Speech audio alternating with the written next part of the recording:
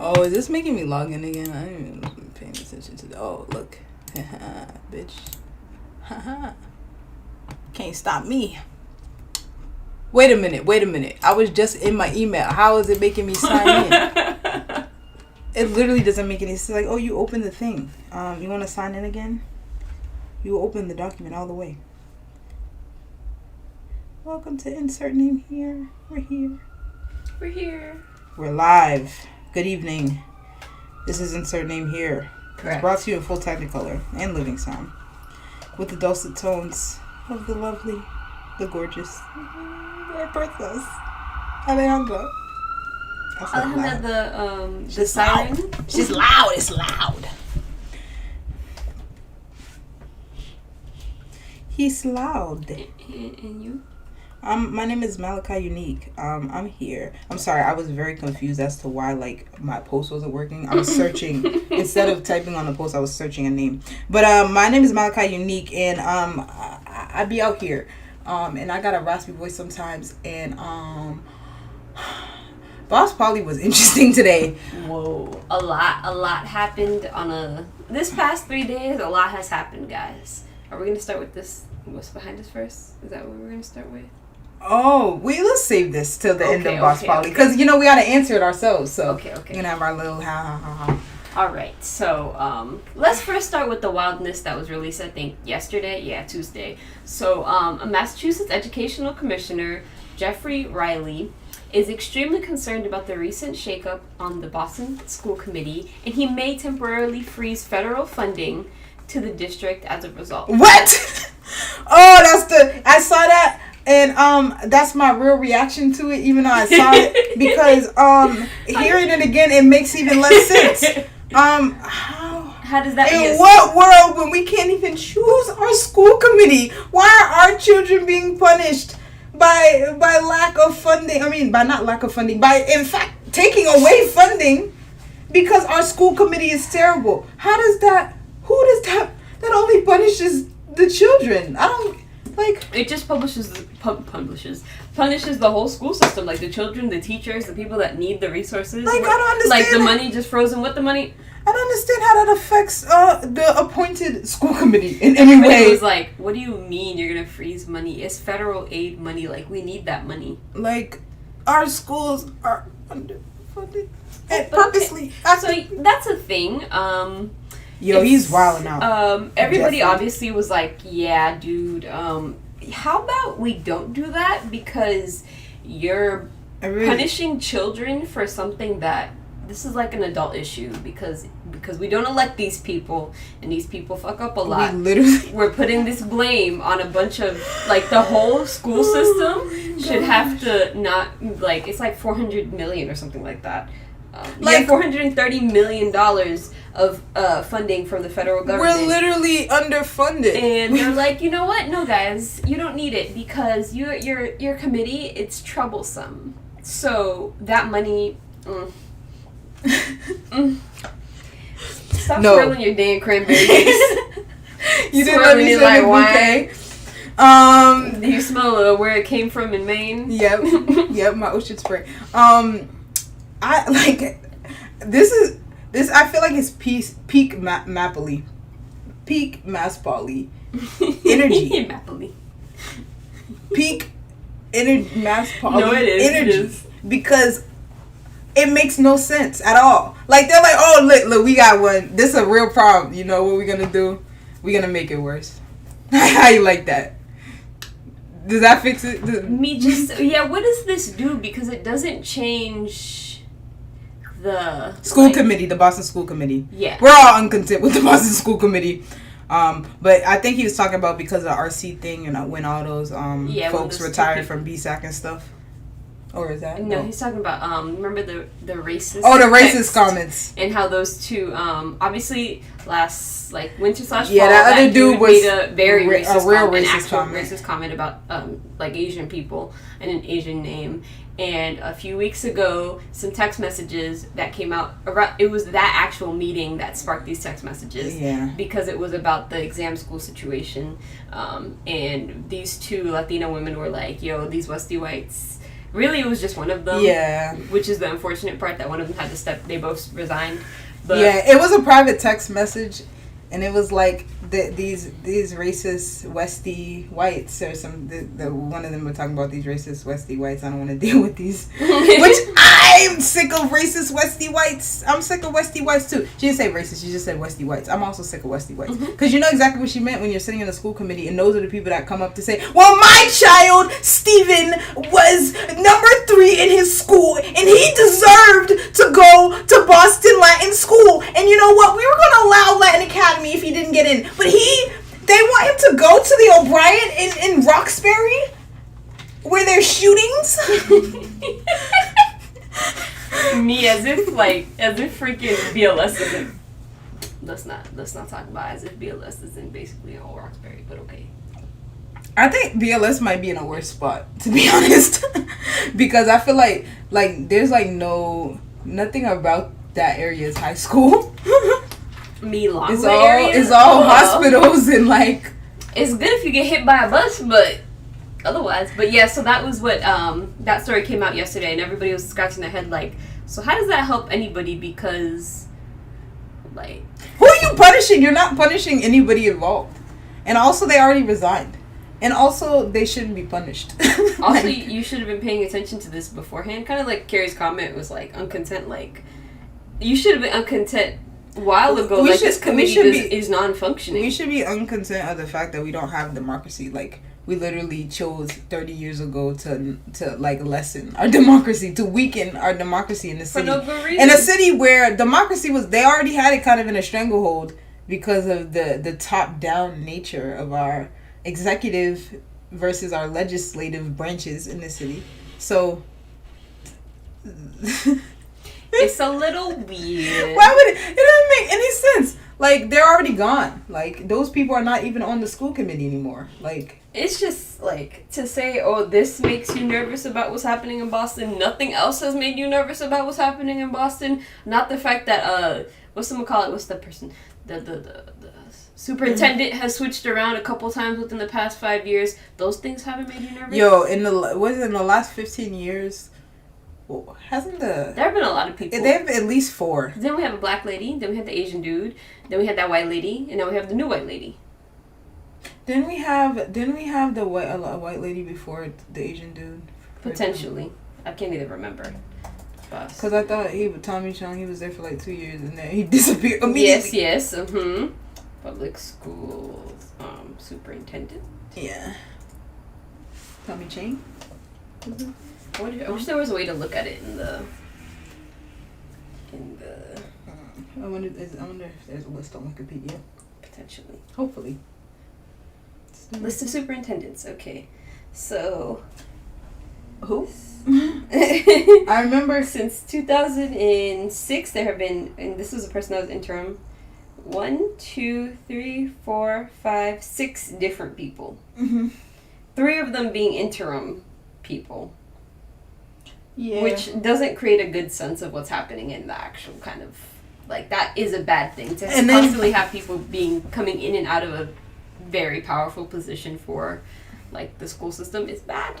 And then Brenda was chosen in a very fucked up way. Thanks, Marty. So, but yes, Carrie. Yep, it was the Westie Whites that disturbed him. It disturbed all the white people got very tight over white people getting called white. I'm like, okay, but they are the ones saying the racist shit. We all know about Westie Whites, so why are we lying to ourselves here? But anyway, that makes no sense, and I don't understand why he proposed it. Like, every time I look at it and think about what he said, it makes less sense. It just reminds me very much of, like, well, the state does this too when schools are underperforming. They'll be like, you know what we're going to do? We're going to knock you guys down a level or bring you up. I can't remember what the things are called, what the terms are. Mm-hmm. Tiers, because it's like tier 1, 2, 3, and 4 for schools. And they'll bring you up or down a tier depending on how your school is doing. And they'll be like, we're going to control how much money you guys get. And we're going to give you guys less money because you're not doing well. So you need less money. So this is a thing that they kind of do, and it's bad. And let's not forget the fact that in Boston specifically, there are so many areas that are just not taxable that we can't and the property values in a lot of places, that we literally cannot, we can't fund our schools this way. Like, we really can't fund our schools properly the way our city is set up, tax-wise and all, yeah.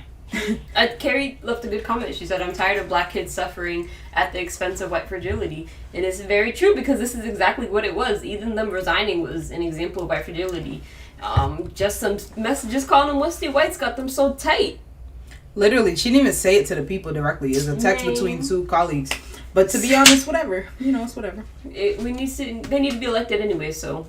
Well, yeah, we should have a fully elected school board. Not half, except not for hybrid. The only portion of it that shouldn't be directly elected by voters is the students from schools, who should be elected by their own peers. Facts. There should be a seat for a teacher from the Boston Teachers Union, and there should be a seat for a student. There should be several seats, yes, for students. But at the very least, those are the people that should be a voting seat. Not just no. Actually, there should really be 2 voting seats for students at least. Voting, not because there's no point in them being on the committee if they can't vote. It's a committee for voting on things that affect the students. But okay, whatever. So in a recent city report, officials noted the temperatures in leafier neighborhoods are often significantly lower than in more densely populated areas. For example, one summer day in 2019, officials found afternoon temperatures in Chinatown and Lower Roxbury exceeded 105 degrees, about 10 degrees more than in Franklin Park in West Roxbury. There's a similar disparity at night. And I feel that, because you can actually, Boston's like that fun place where you can like go a mile and literally feel like the temperature change. Okay. So, yeah. Also, I remember some folks hashtagging Marky for the trees last year, and Marky didn't come through about the damn trees. He didn't respond at all. Marky, come protect the trees, you hoe. You're supposed to care about environmental shit. And so, with this is very important to note. That's why it's so hot I forgot to link the article. That's really rude. That's why it's so hot in so many areas of our cities, because we don't have enough trees. And this was something that the city was supposed to work on in the past couple years. They had like this whole, we're going to try and do it. Project, but only like they planted like 9,000 something trees, 5,000 died and 4,000 like remained, which is... That's a lot of trees to die. Yeah, I don't know what that was. I'm going to go look at the article. Are they like just weak or some shit? I don't know. Because I've never known trees to just randomly die like that, unless you're really doing something weird to them. They probably are doing something weird to them. But also, I don't understand why they choose the trees they choose. Because they be choosing those fake, they be choosing those fake Sakura trees with all that ragweed, and they both smell like pee, and drop a bunch of pollen that leaves the sidewalk really dirty, and messes with my pollen count out here. Like, First of all, I really just feel that even though it would lead to messy streets or whatever, we should just have more fruit trees too. Like, we should plant fruit trees. Like, I understand, it's supposed to be nice, whatever, but they should have function. I mean, they give us air, but they can also do other things too. So we should plant fruit trees so they can be useful to somebody and have some, have cleaner air, have some heat protection. In the article, there was something that they said that was really crazy, is that the Hyde Square, which I think is in the Jamaica Plain people, mm-hmm. They were asking for plants to be obviously planted, like mm-hmm. trees to be planted, and instead they just put a bunch of like concrete and other stuff. Yeah, they did. And so that also doesn't help with the fact that it gets so hot. Like, you just keep putting more concrete and more just... Yeah, they put just no plants. There's nothing to actually like blow air and create more air, so it's just hot as hell, like in different parts of the city for no good reason, and we're just stuffing people. And these are also places that are very highly congested with people, so a lot of people, no trees. Like the asphalt the trees would absorb the sunlight, but there's no trees, so the asphalt is absorbing the sunlight because it's black usually. No, the concrete is just rocks. They showed it in the article. There was a picture of Nubian Square, and I was like, "It's correct. There are not really trees around that area. It's just hot. Like in the summer, walking through that area compared to walking through like I don't know if you're gonna walk through like Hyde Park or Westie, where there's pretty much a tree like along the whole path. It's vastly different. Like you can find shade, you can do stuff. Try walking in Nubian Square, man. You just hot. The sun blasting on you. It smells horrible because of the like train bus station. Like there's so much evil." And this also ties into also with air pollution. Like, you don't have trees, your air quality is worse. So not only is it hotter, but you're breathing worse, and then asthma. A lot of people in these neighborhoods also tend to have more asthma because it's hot, there's pollution, and a bunch of other stuff. So this is a very important thing that, like, actively needs to be worked on. I think somewhere they said, like, for the U.S. to actually help improve what's happening with, like, climate change and how the world is just heating up, we need more trees. Like we need like 500 million trees put everywhere. I'm amazed by the fact that we're still just building shit without even pretending to try to make it like put eco-friendly. A damn tree in front of the thing. Something. Put a rooftop garden. Something. They be putting like these fake ass palm trees. Where are the trees? I don't like. I'll never get it. Like I said. Why are we importing weird fake trees that stink and give goddamn real tree? Like bro, all they need to do is plant any tree, any tree, a useful tree, a tree that give me air. That's all we need. Wow, it took me a very long time to find out. By the way, something we sent 20 texts. That took a long time. Oh, that's true. I didn't even peep where this picture was. Yes. Okay, so in this Globe article, the picture is wow, how does one even describe that area? Isn't that near it's by where High Low used to be, yes. Okay, I never remember that's a Whole Foods. It's by the Whole Foods in Jamaica Plain. That area, it has like some trees, but they really just put a bunch of concrete in that bitch and they said. Yeah, they made a, that's what bothers me in Roxbury too. The islands in the middle of the what's street. Those islands? No, for real. What's happening in Nubian Square? What's that pattern? What's that gonna be? I'm so confused by all the construction around this city confuses me. It all confuses me. I like, it's annoying too because I remember going to all those meetings about the sidewalks and shit, and all that shit's still there. Yep. And there aren't new trees, and I don't think those people ever got their speed bump. Nope, they have not because I went on the street a lot. And you know what? And that old man probably still cracking his skull every day, unless he's gone. R.I.P. to homie. Yep. Who we don't know because we don't know him. But it's just another thing to think about when we think about kind of like equality and equity. Like these are things that are the difference between living in West Roxbury and living in Roxbury is this treatment of like the fact you got trees, it makes you cooler. The fact you don't have trees, it's hotter and you can't afford an AC. You can't afford to blow your AC all day. You don't have a temperature climate controlled nest system because why would you have that? A temperature climate controlled nest system? I hate you. You hate me because it's true. But it's just these are things that like we don't really pay attention to until you go, oh, well, me and Malaysia do because we're weird. But you don't pay attention to the fact that, like, damn, you can't breathe. It's mad hot. Where are the trees? Why are you trying to cut down the trees? Yeah, there's a really big tree in my backyard that was in the way for a long time. No criminal tree. It don't have no leaves. That's the part. They cut off all the branches. So, like... It's just a... It really... I mean, there's leaves really, really high. But, like... Oh, okay. So another part of this I wanted to point out was this heat disparity as well has to do with the fact of like redlining. So oh my god, it has to do with the history of racial inequity in Boston. Who could have thought? Who is surprised by it just something so happens happening? The areas that were redlined, the areas that they made it harder,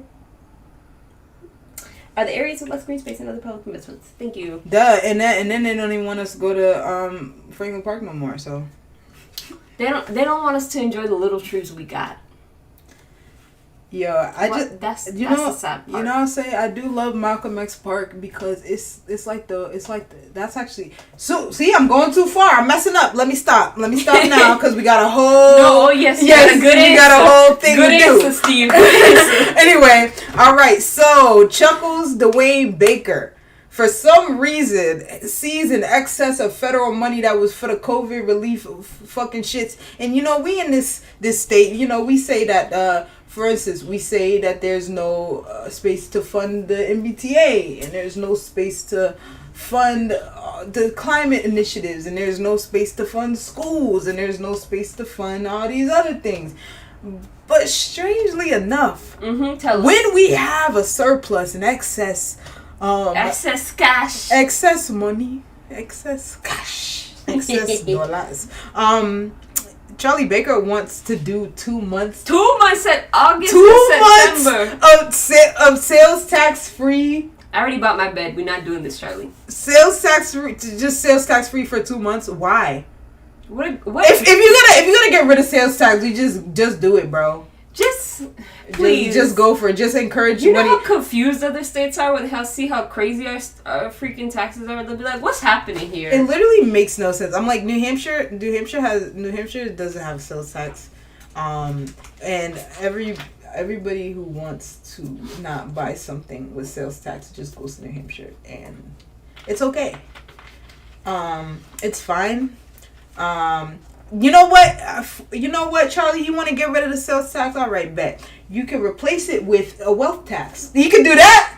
That's progressive taxation there. Whoa. If he replaces sales tax that most affects poor people with a wealth tax, go ahead. That's a good he thinking. Oh, Chuckles the way he thinking. He must be thinking that he's gonna replace that the sales tax for those 2 months. In fact, just 2 months of a wealth tax might in fact cover our. But I'm just still confused. He said tax free. That's what y'all want, right? 2 months of tax free of a wealth tax might actually fix our deficit. You know what? Not 1 weekend. 1 weekend won't do, Malaysia. 1 weekend is not sufficient for the people to go shopping. And 1 month isn't even sufficient. 1 month? Nope. 2 months. August and September, we gotta do it. He's throwing money around like he has it. Like, what are you talking about, bro? He's throwing around money like it's his. Like, what do you mean? Like, bro, the federal government gave us our money. It's not for tax-free things. It's for not for tax-free things. I'm dying. It's for schools and roads and not the police. Also, speaking of police, didn't somebody? No, that was national news. Speaking of the city council, Carrie, no, we can't live in Maine and New Hampshire. Sorry, them white folks kind of crazy up there. I'm gonna tell you that. They may look cute, but them white folks something different there. You know, I like. If you go to Maine or New Hampshire, all the black folks are gonna be from Boston or Rhode Island or Connecticut, maybe. But what was I gonna say? You see, the thing about New Hampshire is that it's a hella red state. I don't like that. Their senator is Jean Shaheen. You don't want that. Oh, you don't want Jean Shaheen to be your senator. I guess Jean Shaheen. Anyway, yeah, the city councilor. There was a city council hearing today, and like it was chaotic as hell. It like got spicy. I'm like, okay, so they were voting on. It's hard to explain to you what they were voting on. Kenzie Block. So Kenzie Bach is interesting, and she had a budget because she's the head of the Ways and Means Committee, and she had this budget that she like, yeah, I love this budget, it's so good, whatever. And if somebody knows why, because the city council didn't seem to know why either. But if somebody knows why she did this, please explain it to me, because I understand what she did. I just don't know why she did it, which was she wanted a vote today to decide on whether the city council would change the rules to allow them to vote on the budget today, or this week rather. And usually they'd vote on the budget next week. So I'm confused as to like she said she thought it would take it would be harder, it would take a long time or whatever this year for some reason. Maybe because they intend to obstruct Kim Janey, possibly. And part of it is due to the fact that they're saying that Kim Janey has not gotten enough feedback from the city councilors on the budget. But my thing about it is that if you're supposed to, if they're supposed to spend that, but they were always supposed to spend that week, making the budget, meetings and stuff. Doing the work, as they say, doing the work. So I don't get why it makes any sense at all to have it, to have the vote this week. Why would that make sense? Because it's literally next week. Next week is not that long away, But she said, so basically what happened was they was gonna vote on, like I said, whether they should change the rules. But everybody was fucking confused, except Kinsey Bach and Matt O'Malley and Andrea didn't seem confused that a little bit because it didn't make sense. But Matt O'Malley wasn't confused, but he was confusing everybody else because he's the city council president, and he first of all he was doing terrible at being the fucking not whatever they're actually called. Is that what they're called in the chamber? But him in his presidency when he was calling on people and stuff, he first of all he just interrupted. I'm like, you talking out of turn. You have to put yourself on the speaking order. I remember I've done stuff like this. And then when Julia Mejia was like, what? And he was like, no, listen. It's this, and this. And you know what? I'm going to vote no anyway, so it doesn't matter. Does that explain it? It doesn't. I want you to know. And she was like, no, it doesn't. And everybody was like, no, that didn't help at all. Kinsey was like, nah, it doesn't. Articles at this point, several Twitter threads, several articles. I've had Malaysia explain it to me. It's still, none of this makes sense. And I am a person that it makes sense usually. None of this makes sense. It's all budget. They're beefing. They beefing because they hate Kim Janey. It's a bunch of different beefs. Everybody got their own little clique. Julia Mejia's just confused. Yes, so Mike just said Kinsey wants to go on vacation. That's why they're doing it. But which was like, yeah, and that's the sensical thing that makes sense, right? But like Julia Mejia said, why didn't you do this last year when the budget situation was just as contentious? In fact, might be more contentious because everybody was like, defund the fucking police. What's wrong with you? And this year they're less aggressive about that. So why didn't this come up at all last year? And nobody really had a response for that. And then funky ass Frank wanted to be so after Julia spoke because I didn't watch the whole thing, but when I came on, they were at the point where they were discussing, they were giving their final remarks before they would vote on whether to change the rules. And so Julia was saying something about how she talked about, she mentioned the brick gang database when she was up speaking, can we get rid of that, whatever, and all that stuff. And funky ass Frank came up next. And he was just saying anything. First of all, he was like, "Brick is not the Boston Regional Database for dumb cops." And he's like, no, "Brick, BRIC, Brick." Nobody thought it was the Boston Regional for dumb cops. What does that even mean? Now I firmly believe this. The Brick is the Boston Regional for dumb cops. No, but what does that mean though? He didn't even say the Boston Regional what? Where's the dumb? Where's the F? Where's the D? Funky Frank is where did I go? Yo, and then he had a nerve to say, be like, well, I've been on the council 10 years and I've seen 10 budgets or whatever he said.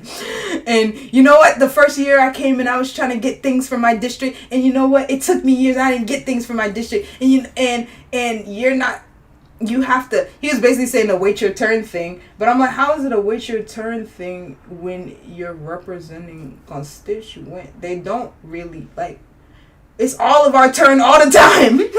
We're the voters. It's always our turn. And if she's saying something we agree with, it's her turn. You pass that thing. Me thinking back just to this, that point you made about how last year is probably more crucial than this year, the budget.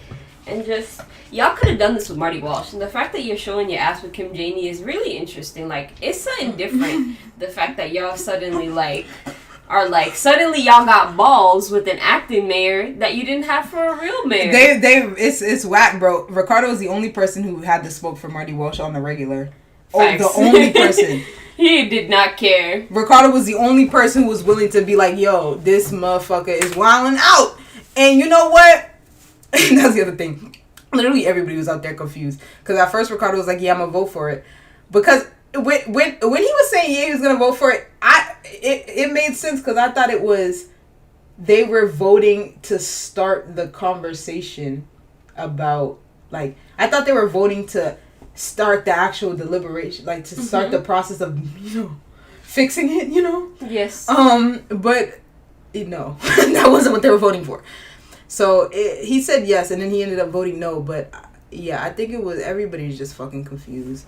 And then Frank Baker said when he was talking about the brick gang database, I don't even know like how he thought it was. None of this makes sense, guys. In totality, this city council hearing did not make a lick of sense. Okay, so the first person I came on to watch was Ed Flynn. Let me talk about Ed Flynn. So he said all this stuff, all this blah, blah, blah, all this contradictory shit. But my favorite part was when he's like, yo, me and funky ass Frank, obviously, he might not have called him that, but me and my fellow counselor from Dorchester, whatever the fuck, was like, we want to lower the speed limit from 25 to 20, and enforce it, and have the cops enforce it strictly. And then, talks about, I don't know, translation, whatever the fuck Ed Flynn be talking about sometimes, and then, I want to figure out how to end racism and hate crimes. Yep. In Boston. And I want you to know, if you want the police to aggressively enforce traffic violations, that's going to aggressively enforce racism, buddy. Like, who does he think going to stop by the traffic violation? Like, I don't understand. Like, and also the funny thing too was that he talked about anti-Asian hate, because he always does, because he's excellent, but he's in that area, whatever. Chinatown is in his area. Mm-hmm. And then then he was like, I want to end racism, but I'm like, so you want to end anti-Asian racism, cool, whatever. And you also want to incarcerate black people, because that's all that adding more traffic, more aggressive enforcement of traffic violations would do. So I don't know, like, you're anti-black, is that it? Like, I'm confused. How, like, there's still gonna be racism and hate crimes, and I just need, like, the spike in anti-Asian violence has been awful and horrifying. Also, the violence against black people didn't really need to spike, because they just never stop doing it. Like, this is killing me. Like, we talk about racism and shit like that, and this man says more police, and we all supposed to be like, this is he's thinking. He's using his brain meat. Because that's what his people are like. Yeah, you need more police to control the black. Because he was talking about quality of life. That's the other thing he said. Something about late night parties. What? Like, we got to stop the late night parties in Airbnbs. And I'm like, stopping Airbnb, good argument. Stopping the late night parties in Airbnb? What? Who is calling who's calling the city councilors about this stupid shit, bro? Who's calling the city councilors about bikes in Franklin Park and about fucking parties in Airbnb? Who the fuck is calling? Because what do you want people to do? Like, what do you want people to do? I'm gonna go party in your fucking house, bro. Just let me in, my nigga. I'm gonna go to your backyard. Like, the fuck? Like, where do you want people to be? Like, I don't understand. All we know in totality is that June 30th is an important deadline for the budget, because fiscal year ends and the new one starts in July. It's weird shit, if you didn't know that. So that's an important part of the piece. They hate, here are the main aspects. They hate Kim Janey, and they think she's not doing what she's supposed to do. A lot of that is valid. Secondary, budget coming soon, and not all of them are in agreement. They need 7 of them to pass it, or something like that. Yeah, 7 of the 13. Yeah. Also, Frank was defending the brick gang database, and he said, no, because stuff came up. He was like, no, listen, it's good because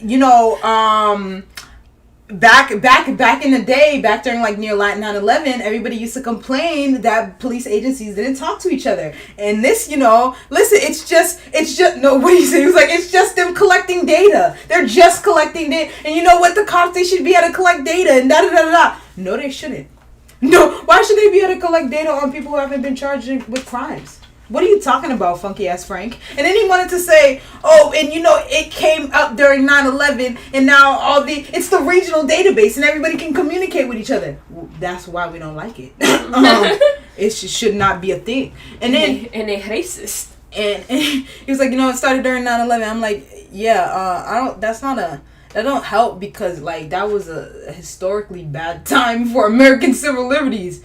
They were like very much like just grabbing like Muslim citizens and being like, you're a terrorist. What, like, who are you working with? And they're like, I work at 7-Eleven. What the fuck are you talking about? Like, I'm not a terrorist. Like, also that's when we got our fun times with our NSA, when they literally started spying on us. Like, and they were spying on us, and like we all know they were spying on us, actively spying on us. Oh, yeah. Another fun thing that came around that time, ice. Which funky ass Frank, I'm sure he loves ice. I don't know, he could tell me himself if he loves it or not, but he seemed like a motherfucker who would like ice. So all that to say, shut the fuck up, Frank Baker. Don't just shut up. Don't want to talk to you. And somebody needs to go do something in Kenzie Boggs district. Sorry. She's getting annoying now. She's getting to be a problem. I don't even support Kim J's bail run, and she's getting to be quite annoying. Kenzie Boggs. I could put myself in Julia's shoes, because had I come to work that day, first of all, I had to go in person. Disgusting. Second, I show up. Yeah, that might have been part of why they was wilding out. I don't know. They was acting like when you see your friends after the summer ends. No, it was like little hyenas or something, ready to beef, like Mean Girls when they're that scene when they're attacking each other. Matt O'Malley and Andrea, they were he got very salty because she was like, you don't have to. Not spicy, salty. He got Tabasco because she was like, if somebody's gonna vote no and that's gonna just stop it all, you don't have to ask everybody for their vote. Like, you could just not do all that. He was like, well, I know you were city council president for a real long time and you know things or whatever, but I could do it this way because it's my choice. Okay, you can do it this way, but why are you taking up extra time to ask everybody to say no when they all saying no? Like, it don't make sense. Also in conclusion, another conclusion I made for this is that they wasted a whole meeting. Mm-hmm.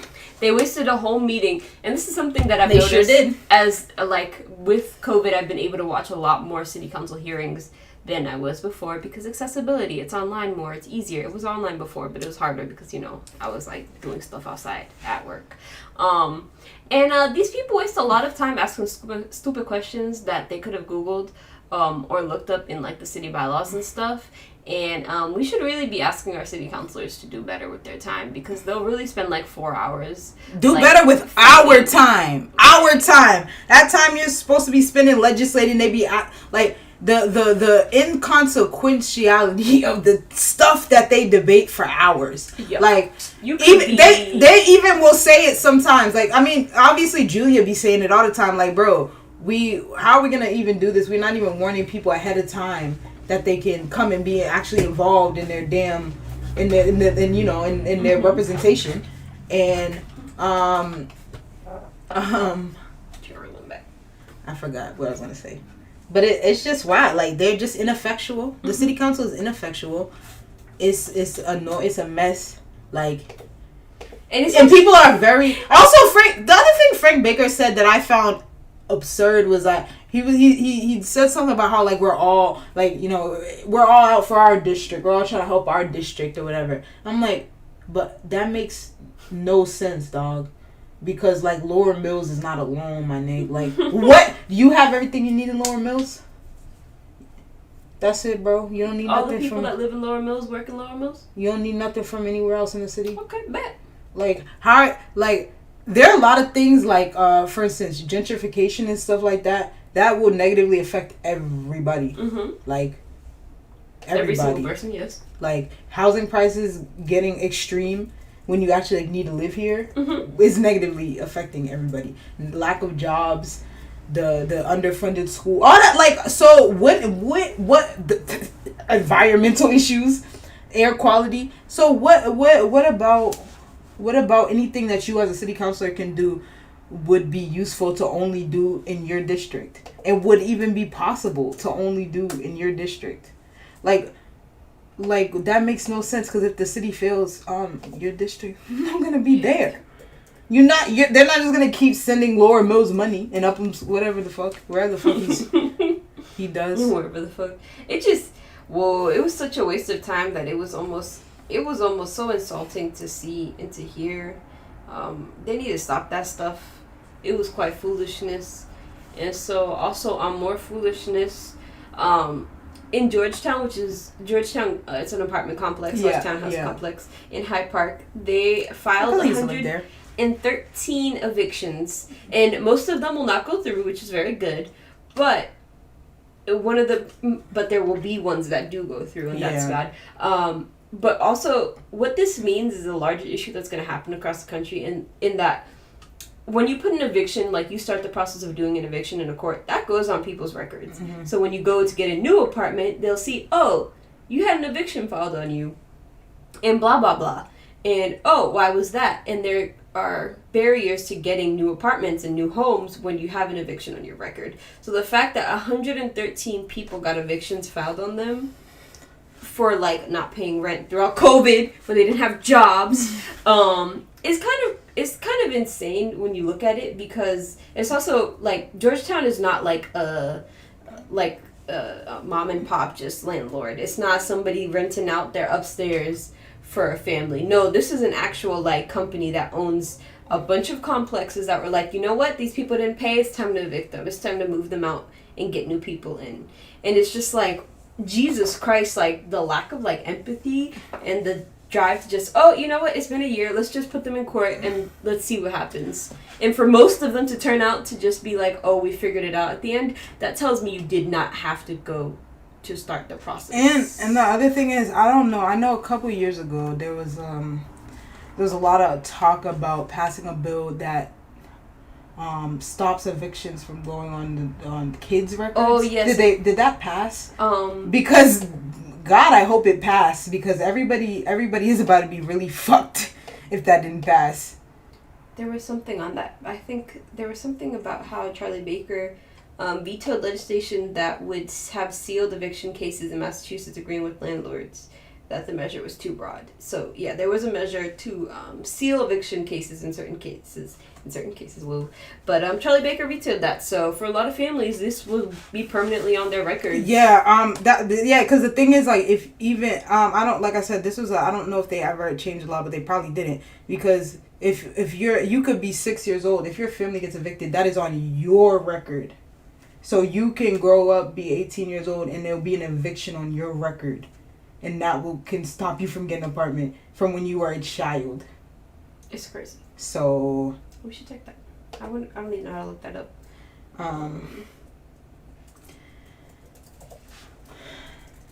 First we'd have to learn how to spell eviction. Hey. Okay. Anywho, continue on while I look up. Sonia Chain Diaz is running for governor. Y'all knew that. Everybody knew that. The video came out today. She was like, forgot to put that part.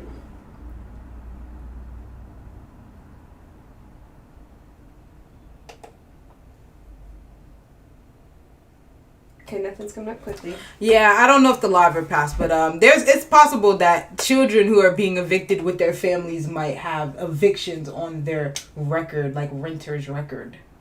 You're not the fucking renter. You're a kid. I'm a child. I didn't do any of this. But yeah, so that's evictions are kind of crazy, and these are just ones that happen in Georgetown, which is in Hyde Park. Like, these are happening across the city. And it's mainly massive landlords that are the big problem, that are basically wanting to push people out because they lost a lot of money, and they're like, well, too bad, too sad.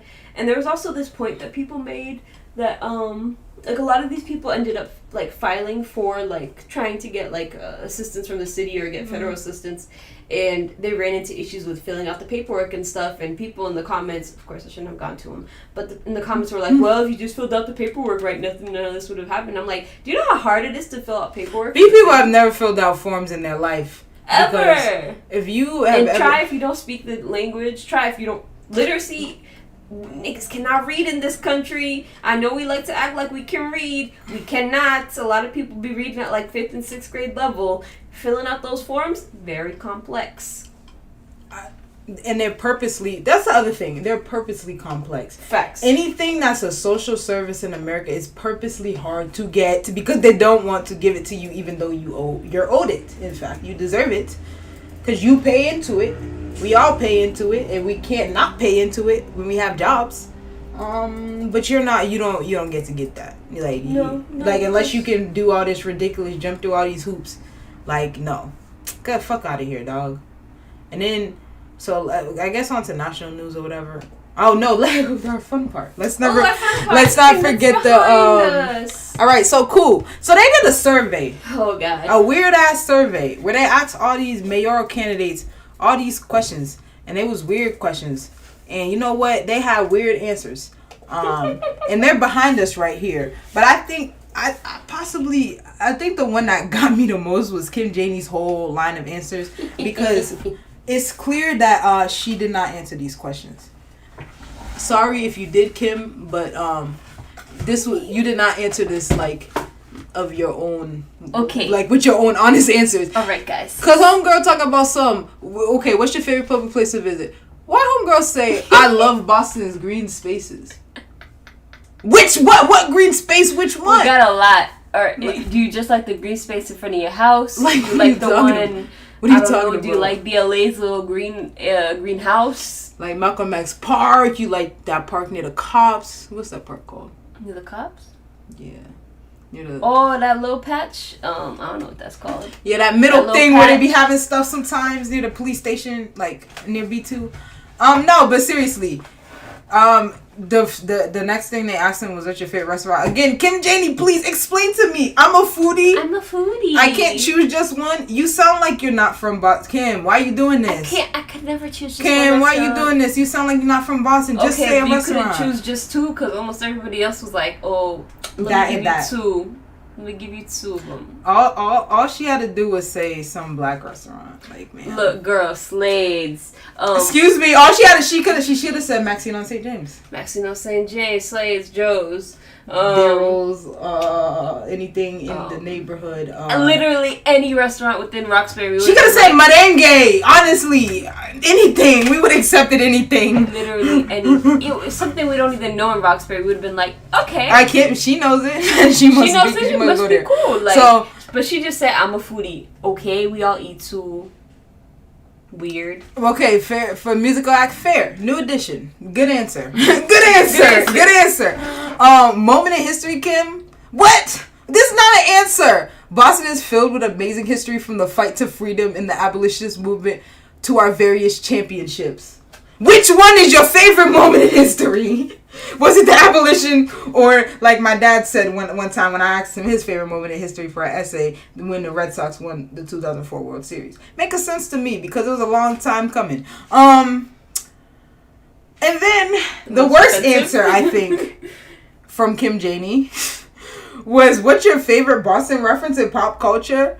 And she said the Bostonian accent. Are you from Boston? If Kim, what? Are you from Boston? If you really like the fact that people make the same joke every 2 minutes, they're like, park your car in the Harvard and then they be talking about black people in our we don't even have that Bostonian accent. We have like that Bostonian. We drop our R's, but it don't sound like that. It sound like this. But no, that cracked me up. So anyway, what were other fun answers? I like John Burrow saying his favorite restaurant was his own restaurant, because that's my energy. I like Michelle Wu telling straight lies. At least hers were a little more she made some effort with her lies. Yeah, believable. She was like, I love the Arboretum. Man, arts. you're not going to Arboretum. She's like, I like this cafe in Chinatown. That's another demographic. I like gay choirs. That's another demographic. I like, what'd she say? She said, the cover in the highway, or something with the highway. Yeah, something about the highway. You gotta read yourself. Sorry, guys. You gotta find this on Twitter. Yeah, she said the people's something. The people's highway. They're protesting something. And then, I think somebody made a typo. Her favorite pop culture reference was Charlie on the, I assume, MBTA. not the MTA. Because if he wrote the MTA when he won't even write the MBTA. That's bullshit. Now, Charlie Baker Lou steps his toe onto a fucking... Was it a red line? I think it was the red line. He stepped his toe onto a red line train. And then... disgusted. He basically immediately stepped off after that. I think he rode one stop. He was like the ghetto. I also loved Anissa's answers. Because your favorite Boston musical act was Bruno Mars and Jennifer Lopez. Wait. What is that? What are you talking... I read that answer... Oh, no, I don't think it's Boston Act. Oh, just favorite musical act? Yes. Okay. Because John Barros said Maya Andrade, which is a Cape Verdean singer. But I thought they were all Boston-based questions. I don't know. I think they just, for musical act, it was whatever. Oh, they were just supposed to be friends, Yeah. But everybody else tried their Boston everybody else way. Said, I'm just going to make sure you knew that this is what I love. But Anissa and John were both like, yes. So John was like, yes, I'm Cape Verdean, so I like this Cape Verdean singer. And Anissa was like, I'm white, so I like these two white. I like Bruno Mars and Jennifer Lopez. Bruno Mars not white. I like this Puerto Rican Asian man and Jennifer Lopez. So, okay, but my thing is, it's just wrong that nobody said one of our prolific Boston artists. It's dirty. Also, John Burroughs didn't answer the two questions that had some sort of substance to them. Which your favorite moment in history, your favorite reference in pop culture. The pop culture reference has some substance because that tells me where your head's at. Tell me what you're thinking. And the fact that the fact that people said, how do you like them apples? Two people. Right. John Santiago and Anissa said, how do you like them apples? Also, Andrea saying, The Departed and Good Will Hunting. Girl, we don't watch that. And my mom loves The Departed. And Melinda, why? If you're watching this, no, she's not on YouTube. She's not watching it. I mean, who wouldn't love The Departed? Departed with fucking, who's in there? Marky Mark, Jack, what's his name? I hate it. You know his name, Jack Nicholson. Jack in that movie? I don't remember none of that movie. Was he in that movie? I think I'm making shit up now. But then Leonardo DiCaprio was in there. That was fun. At least you didn't say the town. Jack Nicholson was in that movie. Leonardo, Matt, Mark. Yeah, I told you all them motherfuckers was in there. Alec Baldwin. It's a movie. It's a movie to love. It's a good movie. A movie with Alec Baldwin in it is not one of my movies. It's a good movie. But somebody should have said, what's that other movie? Squeeze. What's that movie? That's the only movie. Fresh. It's called Fresh, I think. Fresh. Yeah. Is that the Boston one? Or was it the No, that's Brooklyn. Okay, there's another one. What did you say? The other Squeeze. one? I don't think, but I think that's not the right one either. But it might be. Yeah, Squeeze. Squeeze. See, that would have been cultured if they would have come up with Squeeze. Hire Malaysia for your political. I'm confused. No, but I really want to know who's consulting with these people because. Whoever told Kim to answer like this, you fucked her. They screwed her. Did we go over our favorite, the Revolutionary War? Okay, we didn't even get to John Santiago in his absurd answer, but he said his favorite moment in history was the Revolutionary War. Sir, your favorite moment in Boston history?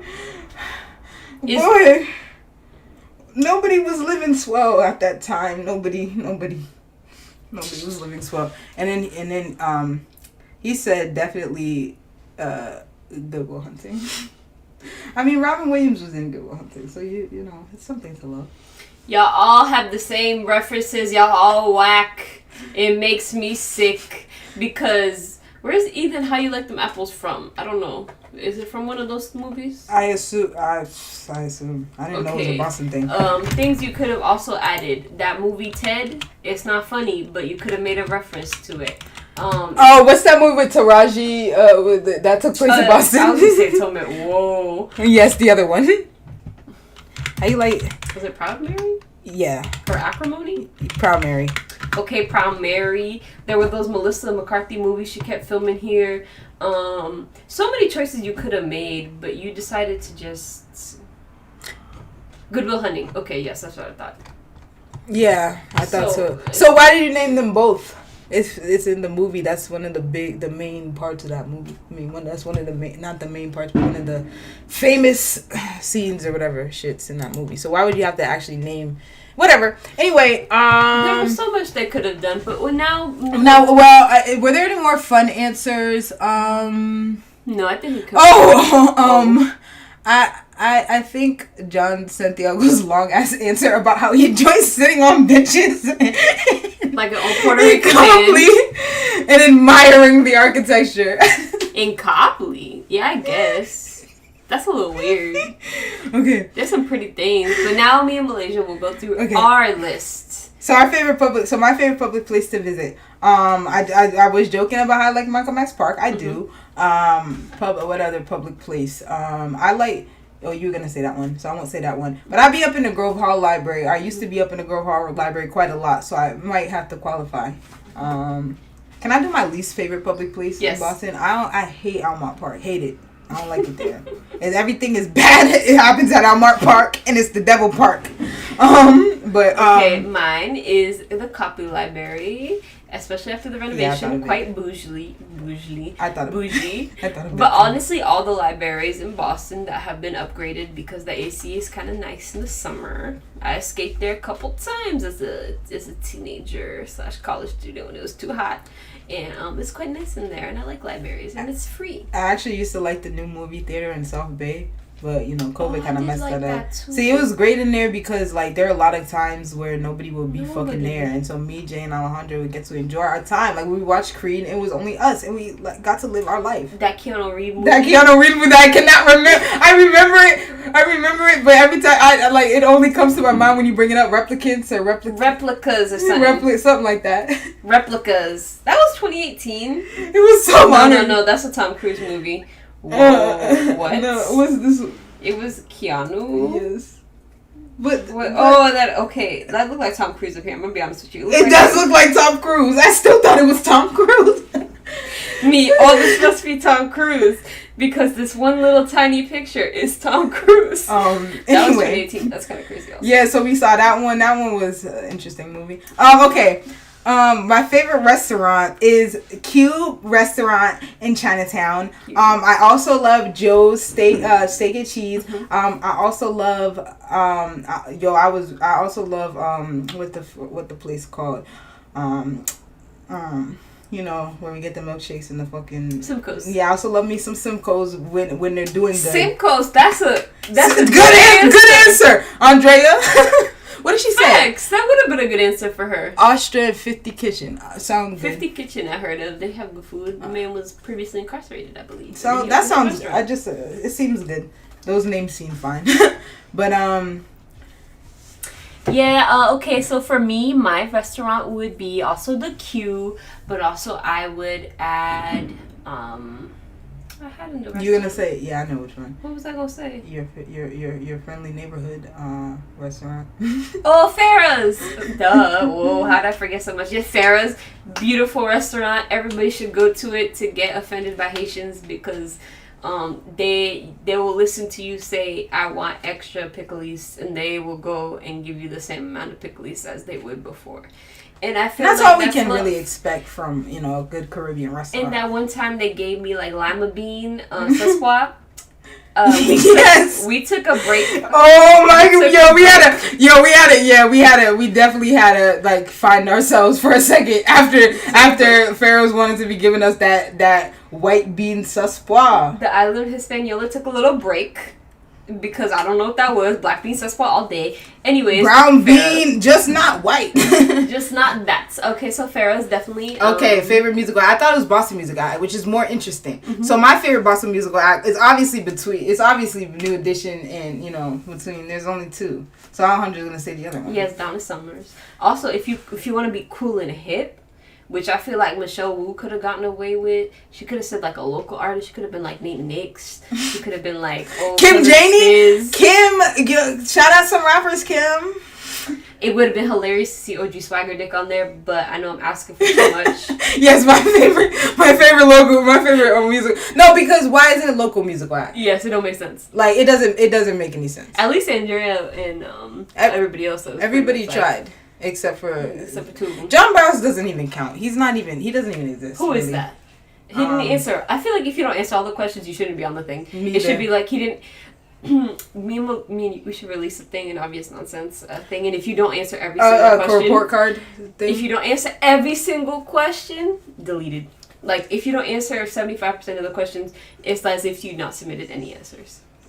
Thank you. Because they want to be acting like they can just not say what they think on the issue, and that's okay. Because no. History, reference to pop culture, bah. Okay. Moment in history. Moment in history. My favorite moment in history was my real favorite moment in history was when Byron Russia was actually radical and like he did radical shit and like they burned the fucking Madison Park, the dump that was Madison Park. It led to the development of it. Yeah, but my truly my favorite moment in history was I don't know if the pictures are still up, but in Nubian Square, you know how they had a bunch of pictures with like the history when it was Dudley. They had a history and they had like MLK and like him with like a bunch of like reverends from the local area, and they had Chuck Turner and Diane Wilkerson. And I don't know, I'm not sure if it was because the controversy around Chuck Turner and Diane Wilkerson, or just because they OGs, but somebody felt the need back in like 2004 or so to draw like the tear, like like Lil Wayne has, like how supposed to mean you're a killer or whatever the fuck they say that's supposed to mean. They drew that under the pictures of Chuck Turner and Diane Wilkerson, and I just think that makes me happy. R.I.P. Chuck Turner. Okay, so my favorite moment in history is when people found out that MLK got shot and killed, and they were ready to riot, and James Brown was in town. He was like, "Hey, yo, guys, I know y'all want to pop off, but maybe don't do it now. Maybe, In fact, just listen to me sing. Let's still enjoy this night because something horrible really just happened." But I felt like that was really cool because, like, James Brown, MLK getting shot. Oh, also Boston. Also, we went to go see. Oh no, I guess we could do that later. Anyway, what was the other thing? Oh, my other favorite moment in history was. I was wondering where the vibration was coming from. I didn't vibrate anything. That's funny. When all our people, all our people. When we didn't know the Wheatleys, but all our people knew Phyllis Wheatley. That's my favorite moment in Boston history. Okay, now. All right. And a reference for pop culture. So the Boston reference in pop culture. I don't like any Boston reference in pop culture, but I think my favorite will probably be. I just think it's funny that like when people like. It's good. It happens in movies and in books when people like write about Boston or like say they're filming it, like you say it takes place in Boston. It's so clearly like, or Proud Mary did it for instance. They were like they were in like near Forest Hills, and then all of a sudden they were like in the seaport, and I'm like, and they acted like it was just like it wasn't like a 3-hour ride, like. And romance novels do it a lot. Like you know That's those what romance. I was gonna say. Oh, go on. I was gonna say when the romance and the girl's like 20 something, and she now lives in Boston, and she spends all her time looking at the State House or walking through the Charles River, the Esplanade, or whatever the hell it's called. And they're like, wow, it's so beautiful in Boston. I can watch the Charles River. I can watch people on the little boats. And it's so much fun. It's such a beautiful place, and I'm like, what? And I'm like, where's the Boston? No, but I like the mafia ones because they like to do Southie. Oh yes. They like to have them take place in Southie. And the fun thing about things taking place in Southie is that all the streets. I was walking down on D Street. That's the thing. You actually can't make up street names in Southie because they have like letter names for the most part. So anytime somebody's like, yeah, I'm from Southie and I live on Johnsonville Road, I'm like, you do? You do? I don't think you do. They never say D Street. Never. Me, I live on D Street. You know, it worked well with the romance, the smut plot. But or they'll act like, or obviously, you know, black people don't exist in Boston, like media stuff. But I just think it's really funny that the entirety of Boston is Southie and downtown, and these like, according to them, when like that's like none of Boston. Oh no, it's Southie, downtown, in Cambridge. Yeah, in Cambridge, which is not Boston. Yep, that's always fun. Anyway.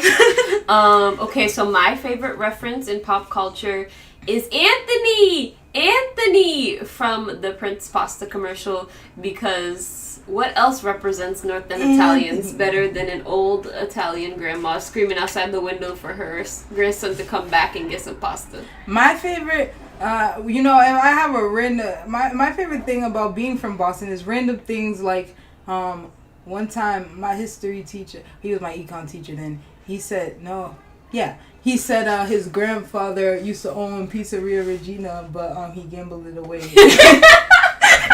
And now they don't got it no more. And that's the stories, that's the stories Bostonians be telling you about their lives. Like all of us. You know, we used to have a house in Dorchester, but you know, then the whites burnt it down. Me, what? Yo, that's literally Andre's favorite. Well, all the favorite moments in history was how when they violently attacked Andre's family for existing. My favorite one. You're choosing to live near. Look, you come to America, you're like, look, I got to buy a house, beautiful, lovely. Irish whites look at you. What are you doing here, you spick? Me, whoa.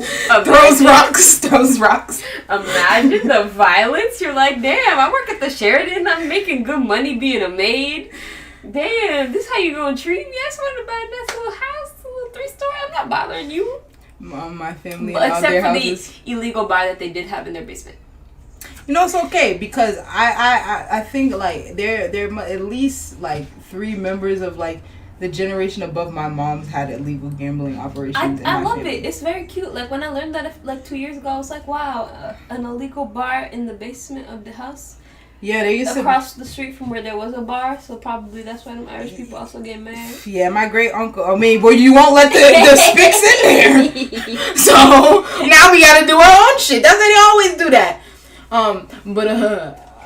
Yeah, I had a great uncle, and they used to own like a club on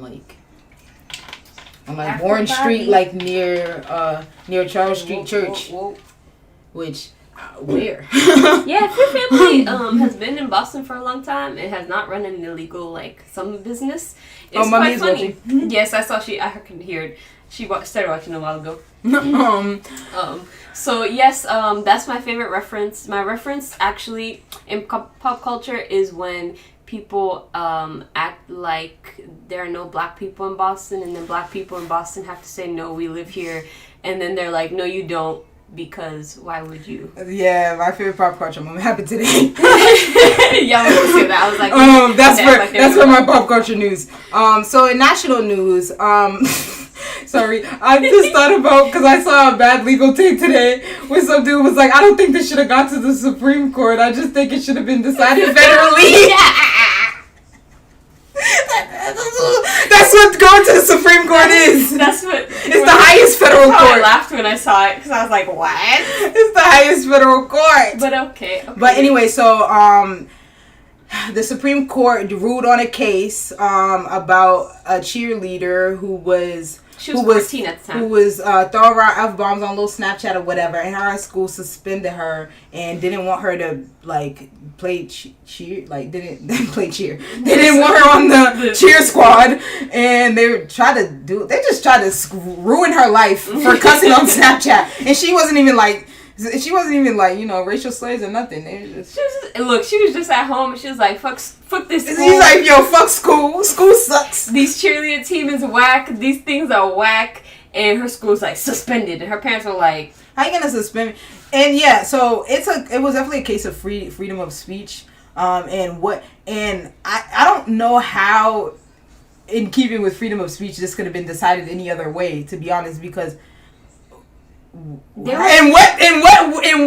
sense does it make for your school to have reach over what you can say at home? To argue that it was like disruptive. This is their like reasoning and why it even went up that far, is because they were trying to argue that, if it's disruptive to like the school and like how like school works, because blah blah blah, because she's a cheerleader, blah blah blah, and that's attached to the school, that is problematic. But no.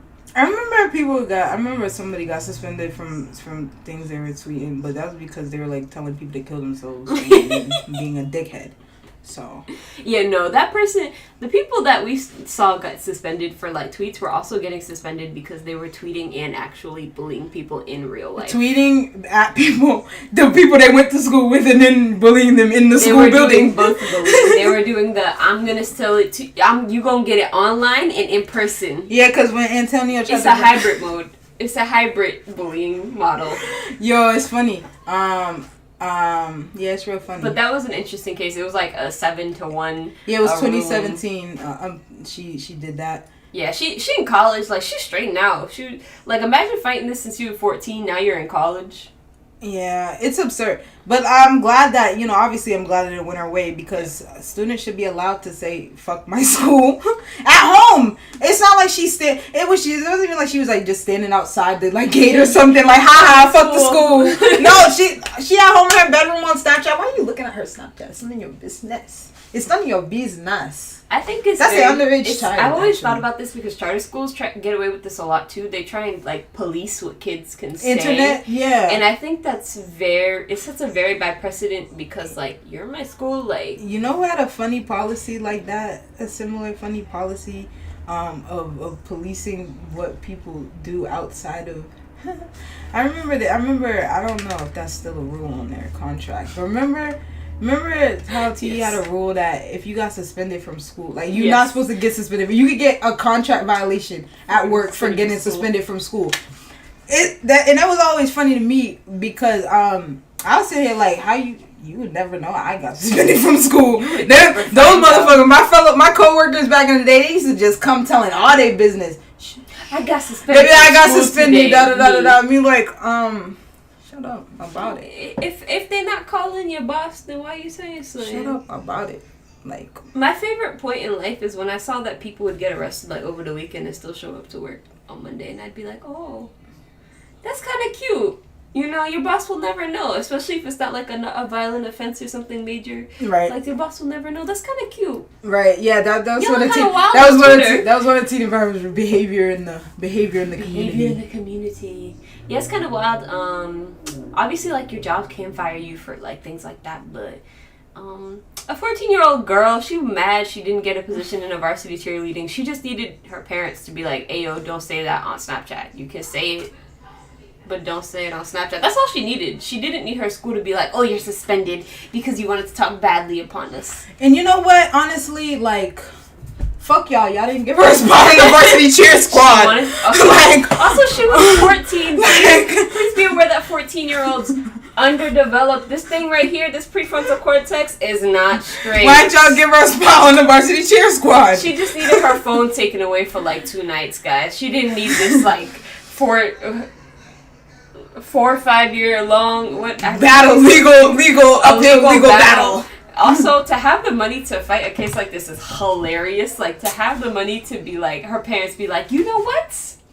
This is wrong. This is against her First Amendment. And it's good that they did that also, by the way, because it sets a good precedent for other cases like this. Mm-hmm. But it's hilarious to be like, I have enough money to be like, you're wrong. I'll fight you on it to the Supreme Court. That's really funny. Obviously, once you probably get a little further up, the lawyer's like, okay, no, this is for clout. But that's for my energy. Oh, also, funny. Somebody today, this is random, but somebody today called Sean King Thurgood Partial. Thurgood Partial. No! Talcum powder is my favorite. Talcum X. I loved Thurgood Marshall. Talcum X is my favorite. Oh, that's so beautiful. Thurgood Marshall. Oh gosh. Talcum. So is This is Kamala Harris. Skamala? No, I'm gonna scream. Kamala. Okay. Other national news is Joe Biden wants more police. Yeah, Joe Biden. Surprising! Joe Biden, the man who the policeman wants more. The man who is the arbiter, the lover, has a deep attraction and connection to the 1994 crime bill. It made a man love the police more than him. Of course, this guy Joe Biden, wants to fund the police. Is that surprising to people? Yes. Because, anybody who's on my Facebook shouldn't be surprised. And I'm kind of waiting for an apology from some niggas. I don't know, niggas. I don't know. Yeah, because some of y'all owe me an apology. Stanley, where you at, Stanley?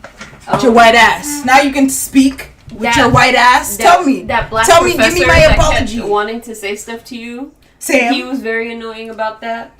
Yeah, call him by the name. Sam. I think that. What's up, Sam? Where's Joe Biden? How are we pushing him? Are we pushing him left? What left shit has he done? In fact, he's basically except for the things that were actively some of the things that Trump did were not sustainably bad, so bad that they were unsustainable. Anything aside from that, Joe Biden has kept. So Kamala still, we talked about last week, still went and said, don't come here. Joe Biden is funding the police. He didn't give us our STEMI properly. He said no, the minimum wage has not been raised. They will not get rid of the filibuster. Push left how? Where? Somebody tell me, please. I'm actually about to tag Stanley because nigga had a lot to fucking say with his white ass whole paragraphs. when it wasn't his fucking turn to speak. Stanley Pollock had a lot to fucking say. So now I'm please, calling on him to speak up. Just leave it somewhere. I had to move it because I had to scroll down. But now we don't have anything else. But I'm calling upon him to speak up. So tell me. I need anybody who agrees. Anybody can tell me how we're pushing Joe Biden left and what issues he's moved. And not only has he moved in rhetoric, but what issues has he moved in action?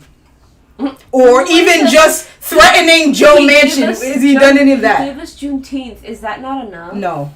I actually would prefer we didn't have that. Facts. But so yeah, I'm just please just prove me wrong. I would like to be wrong. I would like Joe Biden to be the most progressive president in American history. He's not. He was never gonna be. And y'all were lying to yourselves and lying to me and attacking me. And y'all were wrong and I was right, and that's it. So yeah, on to the next thing. In international news, fuck the Israeli government and right-wing Israeli people because they're literally insane. There's a lot of settlers have been very violent against Palestinians, civilian settlers have been violently attacking Palestinians, and the new government has been basically gassing Palestine. Yeah, so with deadly chemicals, because gassing is also not a part of our United Nations stuff. Because there's never been a time in history where somebody locked people up in an area where only people of that ethnic minority were supposed to really live, and then gassed with gas. It would appear as though some years ago some people, but well, it's whatever. So yeah, F Israel. It's not. It's almost in I don't even put it on there because it's always been. It's happening. Always and forever F Israel. It's always been happening. People, I don't know. When it comes so often, people right. are like. Israel, it comes back Palestine. Around to the main. It's happening forefront. but it's been happening for. It's like I said about black people and racism. It's just hasn't stopped. There's been a point where there's not been a point where it's not been happening. Also, there is an international story where the U.S. is going to start looking into some of the what did we call them, boarding schools, the residential schools. Schools. They're going to start looking around it's because of the Canadian school where they found those 215 bodies of and then all the other schools in Canada where they started finding more bodies. They're gonna start a search into looking at our schools and seeing what they find, which is likely that we will find the bodies of a bunch of children. So that's gonna be very horrifying for when they do that. Obviously, to some degree, it's good because they deserve, like, their families deserve to know that they, like, that something happened to them, that they just didn't disappear. Like, obviously they just didn't disappear, but they deserve to know, no matter what, that something is there. But yeah, that's happening. Very sad. What were you gonna say? International news: Cuba has developed a vaccine for Covfefe. Oh, nice. That's 92%, 93 or 90 something percent effective. So that's great because Cuba obviously is embargoed, and they've been having really bad COVID outbreaks because obviously they can't get any of the supplies and they're embargoed. So we're not sending them vaccines.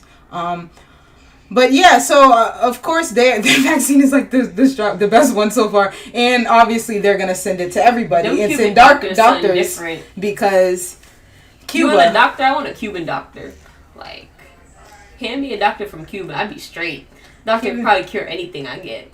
Yo, Cubans, they be having low cancer rates because like they actually take care of people's health. They do preventative care. Like I remember I read an article about Cuban healthcare and about how like because they focus so much on preventative care, they don't have a lot of rates of cancer and all those other diseases because they spend so much. They check regularly. They you know. So yeah, and Cuba's always sending doctors and medicines and all that stuff to the rest of the global south. So you gotta say for Cuba, you know. Cuba be doing some stuff you can hate, but it's Cuba. But whatever. And then on pop culture, it's free Britney Spears. We talked about it actually a couple weeks ago. She had this is like the second court case, I think, this year, second or third. But Britney Spears actually spoke in court today and was talking about how basically... It was everything we suspected, pretty much. Yes, how she's very unhappy in this conservatorship. Yeah. How she feels as though she's being taken advantage of. She feels like she's being drugged. In fact, they're forcing her a real diagnosis. They're forcing her to have an IUD, which is violent. Just violent, like as hell. Like that was very triggering. Yes, that is. It's. I mean, it's very reminiscent of what like when they sterilized a bunch of Black and like Puerto Rican women. Like, you just keeping her infertile just because you don't want her to have kids, not because she's not necessarily capable, but because you decide that. And then as somebody who wants kids, what she does, they won't let her get it out when she wants to have kids, and like she's literally she doesn't have like if the average person doesn't have that much more time than Britney will. Like she's what 37, 38. Like it's almost. It's getting to the point where it's gonna be a what's it called geriatric. It's already pregnancy, and it's gonna be like a very risky pregnancy. Yeah, at this point, it's not like obviously because she's rich, it could be different. But for anybody, getting pregnant after like 35 is now geriatric pregnancy, where they consider you kind of too old. Not too old, but they think you're too old, and there are more risks for your baby. So it's very horrifying. There's a lot of stuff that she said that was really important, especially for like people that have disabilities and people with mental illnesses that are like, this is a struggle that like, if you think about a rich person facing this, imagine somebody that like doesn't have as many resources. Just imagine how like how much control somebody can have over your life when all that's wrong with you is that like. And the fact that it's her dad, which is just absurd. Also it brings up a bigger conversation about how we treat disabled people and their rights to autonomy, which they have rights to autonomy. Disabled people deserve to be able to have kids if they want kids. They deserve to control their money. Like it's interesting. People talk about like, oh, Britney Spears, we don't want to lose all her money. Da da da. There are tons of not mentally ill celebrities or celebrities that have mental illnesses that we act like are acceptable, like alcoholism and Ben depression. Affleck is a whole alcoholic. But not only that, a lot of those people have squandered all their money And nobody is saying they shouldn't be able to control their money. So many of them. So what kind of ableist bullshit is it that she can't control? If she squanders, it's her money. She made, like, the thing about Britney Spears especially is that she's been working from like the age of like 8 years old or younger than that for sure, because that's when she started on like TV, was about 8 years old, 9 years old. So she's been working since infancy probably.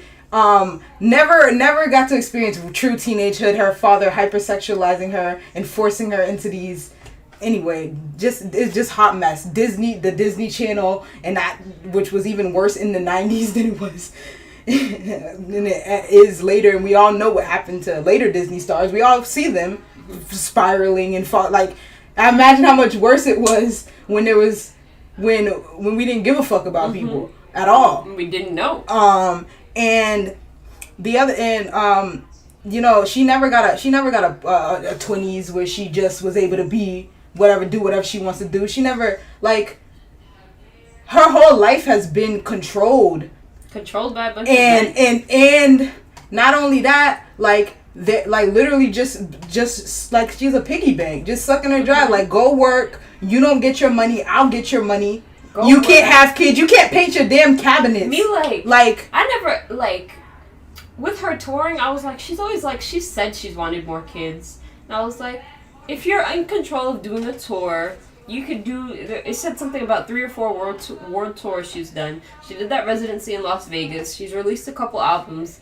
If she has the capacity to do that, she has the capacity to have If she has the capacity not to be institutionalized, she has the capacity to have a child. There is no reason that unless there's no reason that an adult who is not choosing to be in a concert, whatever the fuck, should be forced into it. First of all, that judge was wilding out, because even if he was forcing her into it, it should have never been her dad.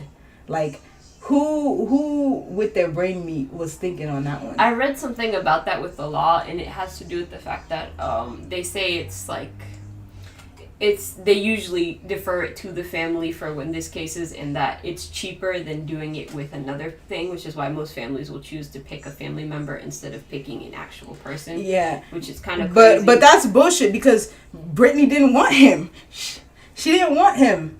They were estranged at that point also. Like, and then he's a sexual predator. But your opinions don't matter when you're mentally ill. And that's the thing. When you're disabled or mentally ill, they don't matter. And that's the thing. Who cares about you? It brought up a much bigger conversation about how we treat the disabled in this country, especially people who are developmentally disabled, or things like schizophrenia, bipolar, that sort of stuff. Worst part, Britney Spears doesn't have an actual diagnosis for anything. Also, by the way, just to make this known, she doesn't have an actual diagnosis. They say that she could have bipolar disorder, but it's not very clear, but they force medication on her. So she doesn't actually have a clear diagnosis of having a mental illness or anything like that. Like, obviously she had a moment of, like, some psychosis or, like, mental breakdown at one point. But please, like, are we forgetting that Britney Spears was a child that has not... Which child star just chilling fine, never had a breakdown ever? None of them. Like, they've all said it. Hilary Duff, JoJo, Miley Cyrus. I don't understand why it's different. These people. Why it's different for Britney? I don't get it. Cause she was older and she had kids when she finally cracked. Is that why? Like, and that's the other thing. Like, having a child involves 2 people, so there's clearly someone willing to procreate with her. Yes. Procreate with her, and I would expect that person will also be engaged in the rearing of the child. Yes. So it's not like she's just alone. What happened when she had 2 other kids that they felt that she couldn't take care of? Where are they now? With their dad. Like, trying to control this poor woman. This poor woman lived in hell for the past 13 years. Imagine 13 years of your life not being able to make a single real decision about your life. Like, she can't make it. Like, if they don't like her boyfriend, usually that boyfriend's gone soon. If they don't like what she wants to wear, what she wants to do, that don't work. If she want to get pregnant, that don't work. If she can't change kitchen cabinets, that don't work. Can't say what she wants on Instagram. You make millions of dollars, and the only person enjoying it is your dad. Your dad that is and your lawyer. Your dad that is demonic. everybody but you enjoying your money. Man, get the hell out of my face. I would have shown up to that court livid if you control my money like that. Mariah Carey tweeted about like support for her, and people were talking about how Mariah Carey just barely escaped that herself, conservatorship in the 90s, because her, you know, I think her mom or somebody wanted to, like some of her some of her family members wanted to control her. And somebody was like, she was extra lucky because she didn't have kids. Like, that was probably what most of the thing that, you know, because they tried to lock her up. They try to get her on medication. That was what fucked Britney Spears up a lot. Is that they're like, oh, she's gonna be a danger to her kids. Oh, her poor kids. She needs somebody to blah blah blah control her. But that's the part that confuses me, is that they have a whole dad. Like, why? If he was gonna, because at that point, didn't he have? Even before that, I thought he had primary custody anyway, Kevin Federline. Even before 2007 or 8 or whenever she had her breakdown. Like, because there was always a weird situation about Britney Spears and her kids. A pop star and a man that just don't have no job, who's gonna have the kids? Like, it's like, and so it was always kind of him having the kids more, which is obviously what led to, like, they're like, okay, you're the primary. So why does she need to be in a conservatorship? Hey, just give her kids just take the child support that for the next 18 years or however many. Just take that out. She has it already. Take it. And she has millions of dollars. Like, let's not act like this is like $2 we talking about. Like, she's not gonna be penny pinching. Like, and if she run through her money, she run through her money. That's like I said, her dad was allowed to spend $16,000. Like, he was getting mad. She was getting cuts of checks for being her conservator or whatever. Yeah, a lot of people got rich off that. A lot of people got rich. I don't understand that at all. I don't understand how people said, yeah, this system make a sense to me. I don't understand. Like, even if they control your money, how are they controlling your medical decisions? How is that legal? To control your medical choices. That's what I read, and I said, what? Like, how is that part of it? How is it? How you can override my wishes? My choice. Like, I'm not in a coma. I'm awake and talking, and I'm telling me you. Like, and this is what also kills me. If she's on medication, the medication should help her. If this is how why is the medication working? Why isn't it? Shouldn't. Why was there never? What was the plan to make her independent again? Is that not part of what a concept, or was she just supposed to be owned forever? Owned forever. Like, is that not part of it? 13 years and she's made no progress. Sorry, guys, something's wrong there. You're a terrible conservator. Or whatever the fuck. 13 years. She's heading into her 40s almost, and she's made no type of progress in her life. Even though she's a very rich celebrity, you could in theory have access to every sort of therapy, every sort of like cryotherapy, hypnotherapy that you could look for in this world, and you telling me in 13 years nothing has helped? Literally, like, or that you're making up rumors that she has dementia and stuff. Now that bitch remember everything. She remembered 13 years of being a slave to her own fucking father. It's disgusting. Like, I just, like, and then if you ever see Britney Spears, like, her whole life, like, that, you just look at her, you're like, I want to save you. Like, if you look at Britney Spears' face, all that money in the world, and she just stuff. I'm just like, dang, you know, like, you like seafood for Christmas, Mom? Like, you could come. We won't let them take you. In fact, we don't care about the law over here. It could be, that's a problem. That's a problem with people. You gotta have that. That's the problem with being a celebrity, because you never get to have those real true friends. Because if you had one real true friend, if they had just one friend like me, it would never happen. I'd be like, oh, he's your cousin. Oh yeah, that's funny. He said you can't get it. Oh no. Britney Spears would be in Cuba with Tupac. If she were my friend, she'd be. Up in Cuba. No. Everybody. Her money would have been embezzled. She would have been living her best life. She would have been doing little dances. Trust me. Also, the fact that it's an IUD especially is a very violent. I hope it's in her arm. Somebody said, you better reach up in there and grab it. And I said, no! I hope it's in her arm. It really sucks, man. I just wish there could be somebody. Like, I hope her boyfriend's really a great guy, because I wish there could just be somebody that isn't worried about no fucking Britney Spears money. Just worried about Britney Spears her own self. Britney Please. Spears the person? I'm begging. Like, somebody. Like, do for these people. It never seemed like they ever looked to make her happy. Never. She was always sad. Just look at Britney Spears. Look at her in interviews. Look at her in anything. The cabinets. Let her do whatever she wants to her house. She's so rich. She literally, like I said, worked all her life and can't even enjoy the fruits of her own labor. All of y'all sitting pretty because you fucked the bitch and had a kid. You get to sit pretty and deserve and get the fruits of her labor. Come on. If she's a free person, because Britney Spears been funding their life since she was a baby, a little kid. Made them rich. Been funding their made them so rich that her sister was able to get rich by being on TV, by being known as Britney Spears' sister. Like think about that. But anyway, also last thing, for some reason, the Boston being the most racist city in the country thing, I guess, translates over to people assuming that, or just outright saying that. So somebody tweeted today that whatchamacallum, Udo, what is his name? Udo? What's the new coach? What's his name? Oh, I don't know his name. His last name is like Udo. Udoka. Ime Udoka. Somebody tweeted today that he would be the first black coach for the Celtics, and it especially killed me because I'm like, but like the most recent championship we won was with Doc Rivers. Also, it's bad dirty for you to do that Doc Rivers erasure because he had to deal with Rajon Rondo and everybody. The big three, one of the modern day big threes was the Celtics.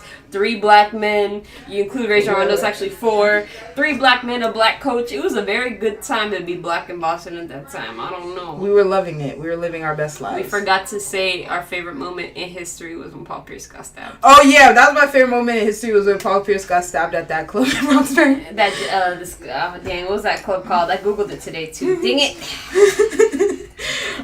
No, but there's also Bill Russell and like the other guy. There are so many black people that Casey, are like. Was it Casey or something? Oh no, I don't remember. But there have been several black coaches for this like Buzz Club. It kills me. Like they're like so sure that Boston is the most racist that like we know the Patriots were white as hell. They're not even anymore. But we know the Patriots were white as hell. The Celtics is the NBA. Like, what do you think that's just going to be full of white men? Like, I know we had Larry Bird for a long time. I know he was our star franchise player. But gosh, like, after 1989, really, what were the white men doing in the NBA? Like, bro, after the era of short shorts, they were out, bro. The erasure, the person that tweeted that is like, my account was hacked. I was like, sir, we know your account was not hacked. You were just stupid. Your account was hacked.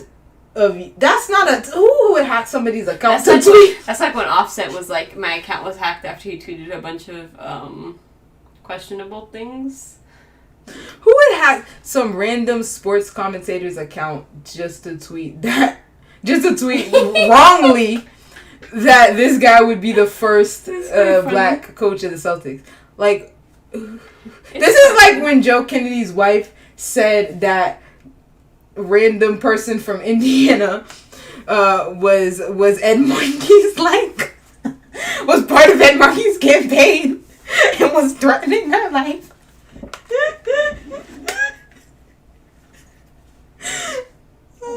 Why we gotta bring up racial violence? Oh no, but one more favorite moment in history was David Ortiz said, "This is our fucking city," and all those white people were like, "Wow, yes, a little vulgar, but why, yes, it's true." This is our fucking city. Oh, David Ortiz. My other favorite moment in history was when David Ortiz was retiring and they went to Jamaica Plain to ask a bunch of Latinos what they thought about David Ortiz retiring.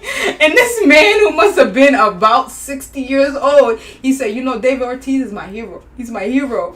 I'm like, okay. All right, bud. But yeah, Boston is a very racist city, but Like, it's like just regular racist. Like, America, the whole thing is racist. It's just the same amount of racism. It's not really special, different here. It's just racism. Sometimes I wish we had special racism so that I could be like, yeah, we're like, Boston has special racism. Like, it's different. It's not like you other guys. Like, you guys have like regular racism. I have different racism. No, we have the same racism. That's so boring. Gosh, if you're gonna be racist, at least make it new. Special new racism. But yeah, anyway, that's the end. How long are we going? What time